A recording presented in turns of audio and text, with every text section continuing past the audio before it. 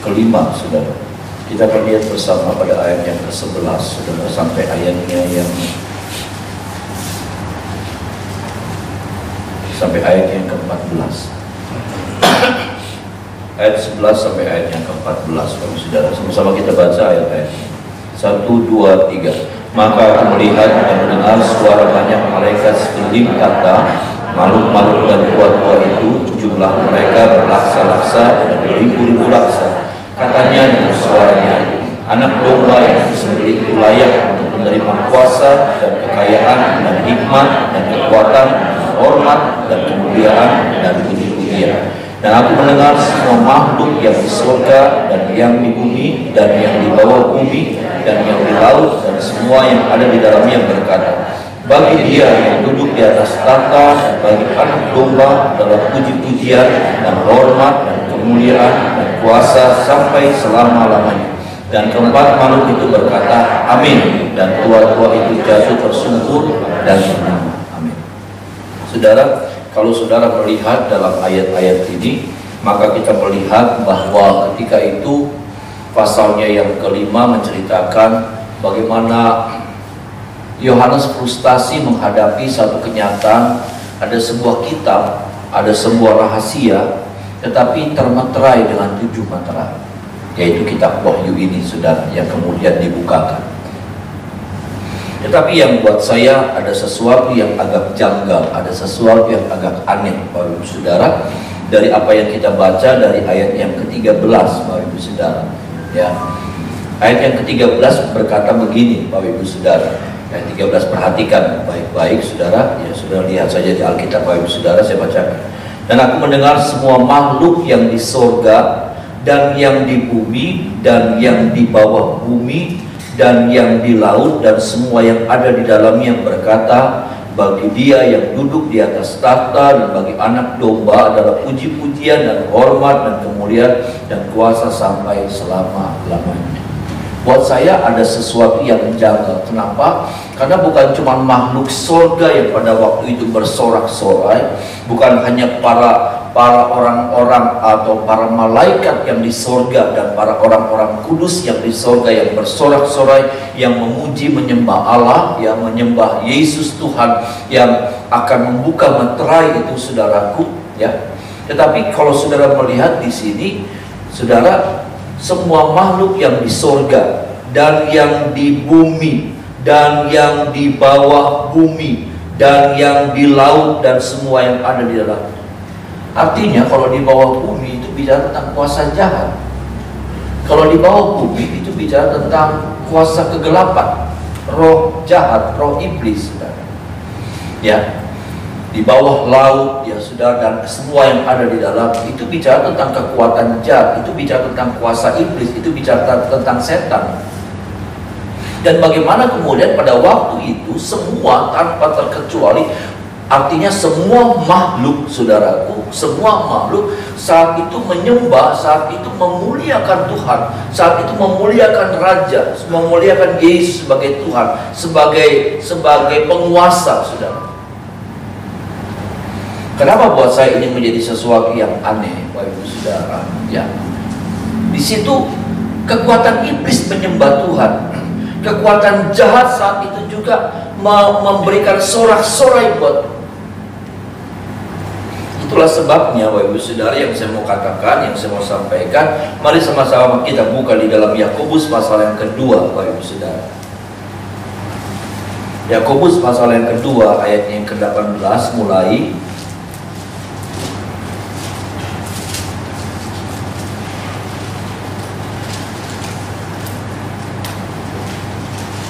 Sampai ayatnya yang ke-23. Ini yang saya mau sampaikan, saudara. Ayat 18, surat Yakobus pasal 2 ayat 18 sampai ayatnya yang ke-23. Sama-sama kalau kita sudah menemukan, kita akan baca ayat-ayat itu. 1, 2, 3. Tetapi mungkin ada orang berkata, padamu ada iman dan padaku ada perbuatan. Aku akan menjawab dia, tunjukkanlah kepadaku imanmu itu tanpa perbuatan. dan aku akan menunjukkan kepadamu imanku dari perbuatan-perbuatanku. 19, engkau percaya bahwa hanya ada satu Allah saja, itu baik, tetapi setan-setan pun juga percaya akan hal itu dan mereka gemetar. 20, hai manusia yang bebal, maukah engkau mengakui sekarang bahwa iman tanpa perbuatan adalah iman yang kosong? Bukankah Abraham bapa kita dibenarkan karena perbuatan-perbuatannya ketika ia mempersembahkan Ishak anaknya di atas mezbah? Kamu lihat bahwa iman bekerja sama dengan perbuatan-perbuatan, dan oleh perbuatan-perbuatan itu iman menjadi sempurna. 23, dengan jalan demikian genaplah nas yang mengatakan, lalu percayalah Abraham kepada Allah, maka Allah memperhitungkan hal itu padanya sebagai kebenaran. Karena itu Abraham disebut sahabat Allah. 24, jadi kamu lihat bahwa manusia dibenarkan karena perbuatan-perbuatannya dan bukan hanya karena. Amin, saudara. Kalau sudah melihat pada ayat yang ke-9, engkau percaya bahwa hanya ada satu Allah saja, itu baik, tetapi setan-setan juga percaya akan hal itu dan mereka gemetar. Kalau kita melihat pada Wahyu pasalnya yang kelima tadi, benar, bukan cuma mereka percaya setan-setan, tetapi setan-setan juga pada waktu Yesus menyatakan dirinya sebagai penguasa, sebagai satu pribadi yang bisa membuka meterai-meterai itu, iblis pun bersorak-sorai katanya di pasal yang kelima ini. Mereka bukan cuma percaya, tetapi bicara menyembah, mereka masih suka menyembah. Dari ayat ini seperti itu. Tetapi dikatakan, saudaraku, kalau kita melihat selanjutnya, engkau percaya bahwa hanya ada satu Allah saja, itu baik, tetapi setan-setan juga percaya akan hal itu dan mereka gemetar. Dan dalam Yakobus pasal yang kedua sedang berbicara tentang iman. Iman yang seperti apa? Iman yang harus disertai dengan perbuatan-perbuatan. Bisa bilang amin, saudara? Iman yang bukan cuma percaya, iman yang bukan cuma mengakui Yesus sebagai Tuhan, tetapi iman yang jangan iman yang kosong. Satu iman yang disertai dengan perbuatan-perbuatan. Karena dikatakan Abraham itu bapak orang beriman, tetapi bapak orang beriman ini ditandai dengan apa? Dengan perbuatan-perbuatan. Ketika apa? Iman Abraham itu diakui ketika apa? Ketika dia datang mempersembahkan Ishak anaknya kepada Allah. Dia bukan hanya mempercayai bahwa Tuhan sanggup melakukan sesuatu yang luar biasa, tetapi apa? Dia sertai imannya dengan perbuatan. Kenapa? Karena kalau cuma percaya saja, kita nggak lebih daripada setan. Maaf, saudara. Karena Alkitab yang katakan, karena setan pun percaya, setan pun gemetar. Makanya ketika dalam Wahyu pasal yang kelima digambarkan Yesus sebagai penguasa tunggal yang bisa membuka meterai-meterai itu, saudaraku, iblis gemetar, iblis nggak bisa berbuat apa-apa. Iblis bersorak-sorai. Kenapa? Karena dia juga takut. Sampai di mana percaya? Sampai di mana iman kita? Sampai di mana percaya kita hari ini sebagai orang Kristen? Adakah iman kita masih sampai pada tahap, pada langkah percaya saja? Percaya, beriman, percaya, beriman. Yang Tuhan mau, yang Tuhan minta sama kita, iman kita disertai dengan perbuatan. Ada amin, saudara? Salah satu langkah saudara melakukan iman saudara dengan perbuatan, dengan cara apa? Dengan cara beribadah, seperti pagi hari ini. Itu adalah langkah iman. Tetapi berhentikah langkah iman sampai di ibadah? Belum. Percaya harus ditandai dengan apa? Dengan ibadah kita kepada Tuhan. Iya. Tetapi ibadah kita juga jadi nggak ada artinya ketika apa? Ibadah kita tidak ditandai dengan apa? Disertai dengan apa? Kita menghidupi firman Tuhan. Kita menjadi pelaku firman Tuhan. Ketika pun engkau hanya beribadah, tetapi apa? Firman Allah nggak pernah bekerja dalam hidup kita. Kita nggak pernah jadi pelaku firman Allah, kosong. Kita cuma dengar firman, ibadah, dengar firman, ibadah, dengar firman, ibadah, dengar firman. Tapi kita nggak berani menjadi pelaku firman. Kalau jadi pelaku firman ya panjang, saudara. Mengasihi, mengampuni, memberi, apalagi banyak.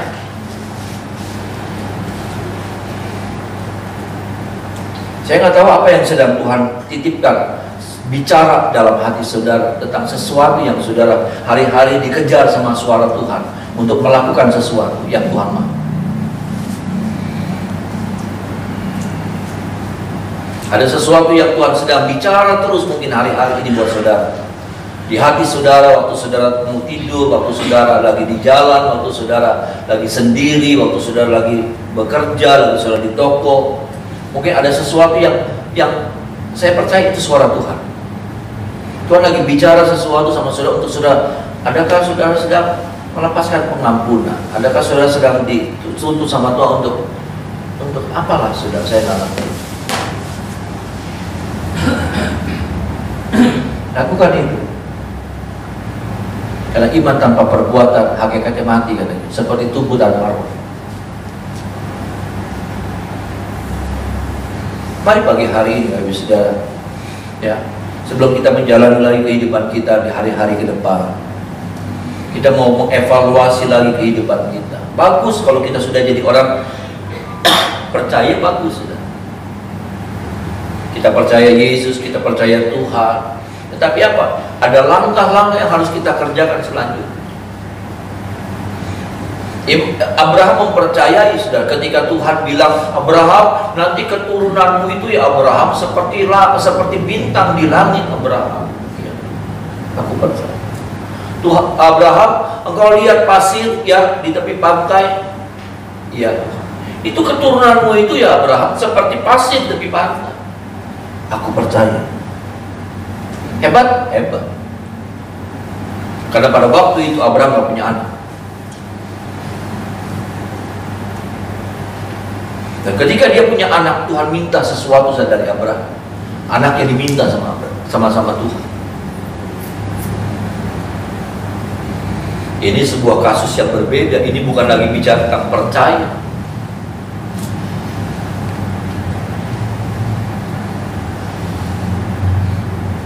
Hari ke depan saya percaya, saya yakin nih saudara, mau dunianya kayak apa, tapi buat saya dan saudara tetap ada pemeliharaan Tuhan yang ajaib.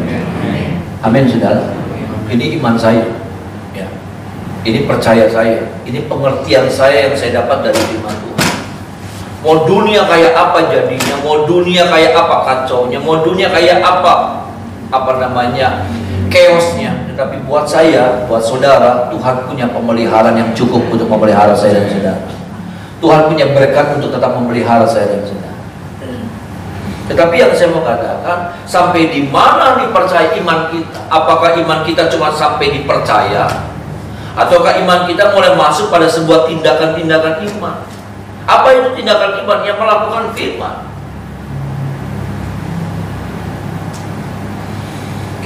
Kita baru masuk pada tahap di mana kita jadi orang paling hebat untuk percaya. Kalau buat percaya kita mungkin jadi orang yang paling hebat. Tapi sudahkah kita masuk dalam perbuatan-perbuatan kita juga sama dengan percaya? Karena tidak mudah loh saudara, ketika Abraham diminta anaknya dan dia bawa anaknya itu untuk dipersembahkan kepada Tuhan, ini nggak main-main. Ini bukan lagi pura-pura, nggak bisa. Dia bawa anaknya ke Gunung Moria untuk dipersembahkan. Ini anak tunggal, saudara. Abraham lagi nikmat-nikmatnya. Kalau Abraham nggak tidur, dia tatap anaknya. Itu hiburannya Abraham. Kalau dia nggak bisa tidur, dia tatap anaknya. Setiap lekuk badan anaknya itu dipegang, disentuh. Ya, nempel. Dan satu saat Abraham dikejutkan dengan satu firman suara Tuhan bilang, Abraham, bawa anakku persembahkan kepadaku.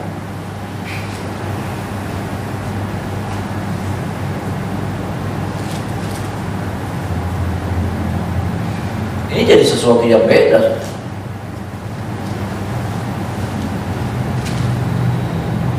Makanya saya mau bilang, Orang Kristen yang jadi pelaku firman, hidupnya pasti beda sama orang lain. Amin. Hidupnya pasti diistimewakan sama Tuhan.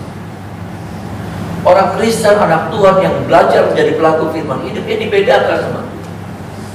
Hidupnya dikhususkan, hidupnya dispesialkan. Inilah kehidupan yang seperti itu, saudara. Sehingga kita nggak perlu takut dengan keadaan dunia mau jadi kayak apa dunia ini. Virus COVID Corona belum selesai, di Afrika sudah ada lagi yang Ebola udah muncul. Nggak tahu Ebola yang kayak apa. Ebola itu mematikan juga. Kalau Ebola, kalau nggak salah ya saudara, Ebola itu biar orang yang sudah dikubur mati, dia tetap hidup di bawah tanah. Itu Ebola kalau nggak salah. Orang yang mati nih kena Ebola, ya saudara. Orang main-main dekatnya kuburan yang mati, karena virusnya itu hidup. Jadi kalau dia kena air hujan, kena tanah, makanya kalau baru hujan dari kering, orang nggak boleh, orang mestinya sih tutup karena itu tuh banyak virus sudah dari bawah tanah, itu banyak virus. Di NTT, saudara, ya di NTT mereka bilang sama saya, pendeta-pendeta ini bilang, Bapak, itu kalau musim kemarau itu nggak tahu kalau mulai musim hujan katanya, dari musim hujan masuk di dari musim kemarau ke musim hujan itu nggak tahu, binatang-binatang semua mati semua, ayam mati, babi mati. Ya itu saudara, yang dari bawah itu naik ke atas, uapnya tuh.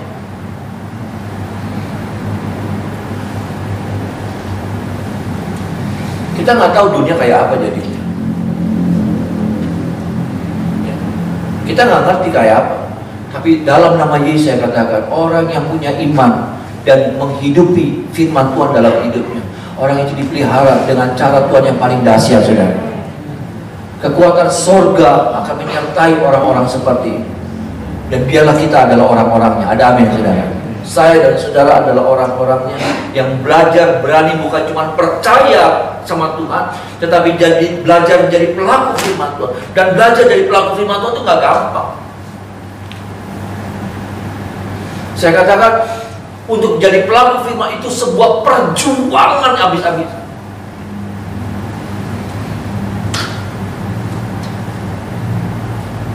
Ketika kita dirugikan, ya sudah. Ketika kita dirugikan, ketika kita dikhianati, ketika kita harus tetap bisa melepaskan pengampunan. Kita nggak boleh balas ketika pun kita punya kekuatan untuk bisa membalas.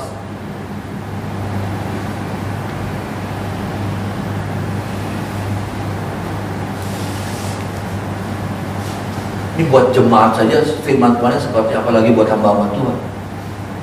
Makanya ini pengerja-pengerja kerjanya jangan ribut terus.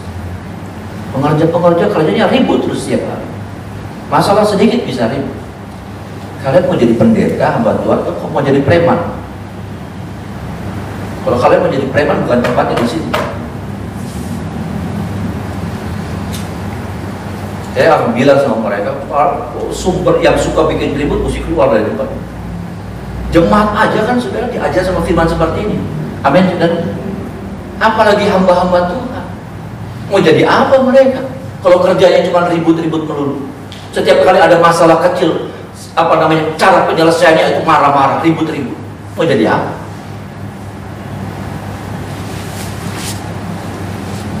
Saya kan biasa keluar ya saudara, ngurusin yang besar. Berapa bulan ini ngurusin yang gereja, mumet loh saudara.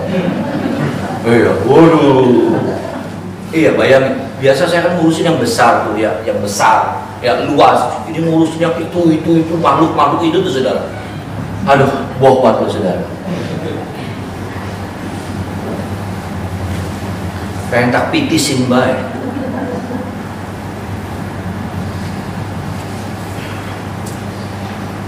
Dan tolong kita ya saudara, karena itulah harga matinya. Kalau kita mau mengalami satu kehidupan janji Tuhan yang nyata dalam hidup kita, maka nggak bisa enggak, harganya adalah apa? Jadi pelaku firman. Ada amin saudara? Nggak bisa enggak, kita nggak bisa ibadah ini jadi cuma buat hias-hiasan, aksesoris, nggak bisa. Saya nggak bisa pelayanan cuma buat aksesoris saya, buat nampang-nampang jadi pendeta, jadi hamba Tuhan. Nggak bisa. Lalu kemudian langkah selanjutnya adalah Tuhan tuntut saya untuk saya bisa, harus, bukan cuma bisa, harus menghidupi firman Tuhan dalam hidup saya. Itu.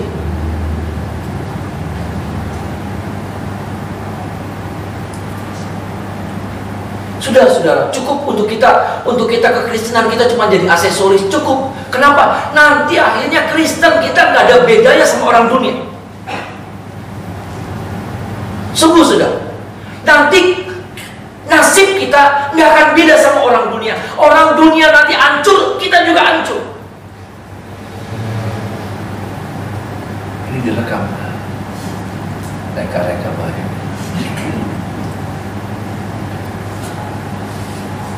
Ayo, jadi satu pribadi yang istimewa di hadapan Tuhan. Amin, saudara. Dalam tutur kata, pikiran, perasaan kita, tindakan-tindakan kita. Gak gampang, tapi kita minta Tuhan dengan kekuatan Roh Kudus memampukan saya dan saudara. Amin, saudara. Sehingga ada sesuatu tuh, saudara. Saya percaya ketika kita ingin melakukan apa, Roh Kudus bicara sama kita. Kita mau melakukan sesuatu yang salah, Roh Kudus menahan. Roh Kudus memimpin kita, membimbing. Ini jangan heran ke depan kita akan diistimewakan sama Tuhan. Ada amin, saudara? Ya. Saya benar-benar terpukul, saudara. Tapi saya melihat ya, saudara, hidup saya nyaman-nyaman aja loh, tenang-tenang, fine-fine aja. Maksudnya semuanya baik-baik semua. Enggak yang namanya keceteran.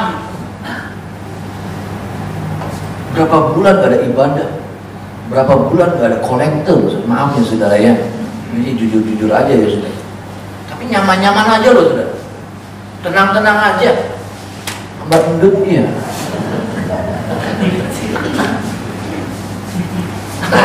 Nggak ada yang saya pecat, saudara. Nggak ada yang saya pecat.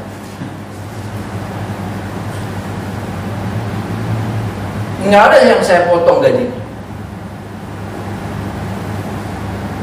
Nggak, maksud saya cuma melihat di situ hebat Tuhan saya, dan Tuhan saya mau bilang Tuhan yang saudara juga Tuhan yang hebat dan luar biasa. Amin, saudara. Dia akan tetap mampu menjaga hidup saudara. Jikapun dunia obrak-abrik, hancur-hancuran, makanya firman Tuhan mengatakan tinggal di tempat yang tidak tergoncangkan. Ada amin, saudara. Ada satu tempat yang tidak tergoncangkan. Dunia ini tergoncang, tapi ada satu tempat yang tidak tergoncang. Hidup di dalam Tuhan tidak tergoncang. Mari kita menyembah.